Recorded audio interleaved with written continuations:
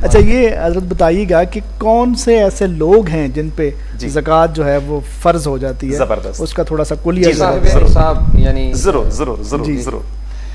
जो ज़कात है ना भाई, जिसके पास भी 8.5 तोले जेवर यानी सोना, ये 4 चीजों पे ज़कात है जी।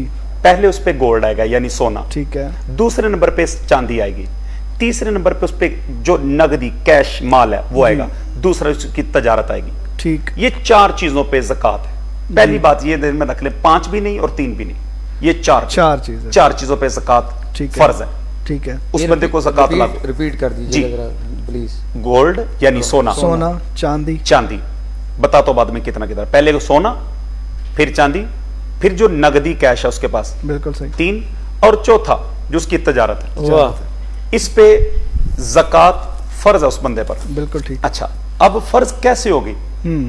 आप हैं, आपके पास 10 गाड़ी हैं, ठीक है, आप चलाते एक हैं या 2, ठीक।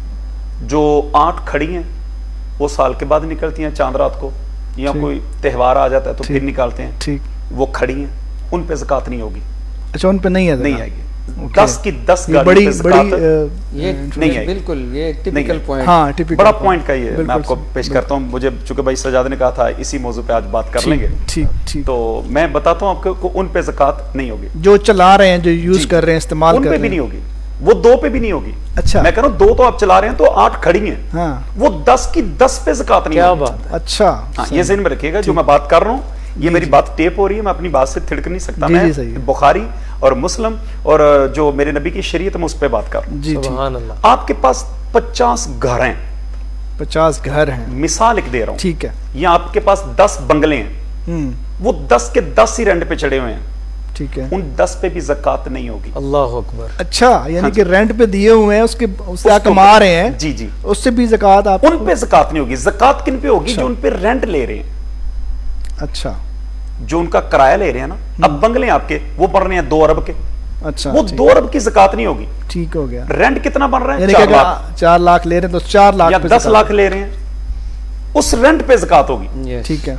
और उसमें मिनिमम जो रकम है कितनी हो सकती है? यानी कि एक घर है, फॉर एग्जांपल आपके 30,000 उसका आपको रेंट आ रहा है या 50 आ रहा है, तो उस पे भी ज़कात? यूं कह लें कि जो 52.5 तोले जो चांदी है ना, उसकी मलकियत आपके पास हो, उसका कैश आपके पास, ठीक है, उस पे ज़कात है, ठीक है। मैंने पहले बता दिया, सोना चांदी नहीं, अभी आप फरमा रहे थे ना कि इतना किराया होगा तो उस किराए पे, मैं बताता हूं, किराए की कोई मिनिमम हद है? जी जी जी जी, उस पे ऐसे है कि बाजार है, अगर आपके पास एक बंगला है या एक घर है या 2 घर हैं, तो आजकल मिनिमम 50 तो आम है, जी ठीक, ठीक है, ठीक, उस पे ज़कात निकलेगी।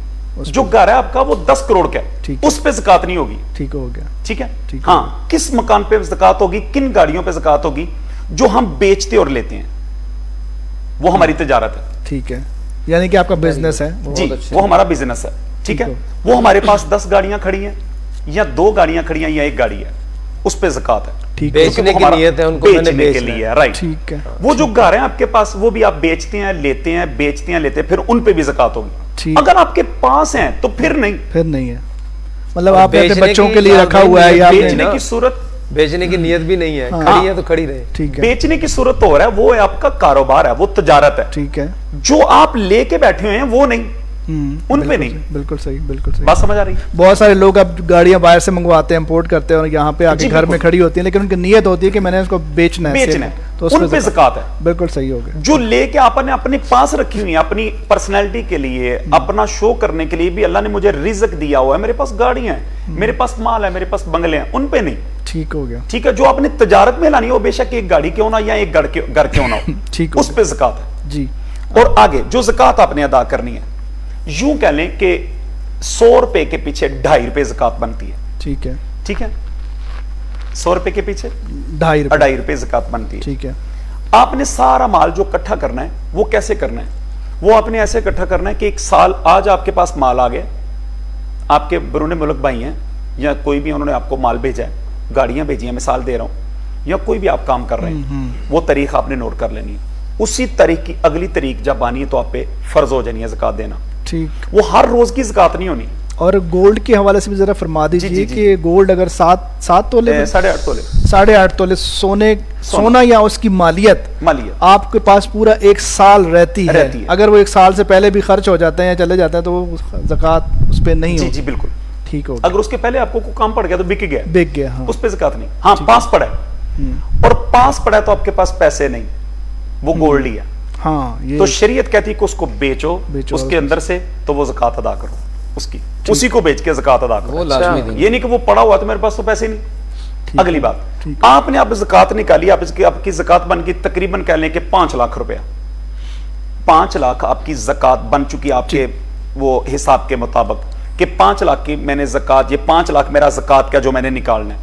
और आपने जो कर्ज देना है ना, वो आपने कम से कम 7 लाख रुपया या 6 लाख रुपया आपने कर्ज है आपके ऊपर, सही, तो फिर भी आपने ज़कात नहीं देनी।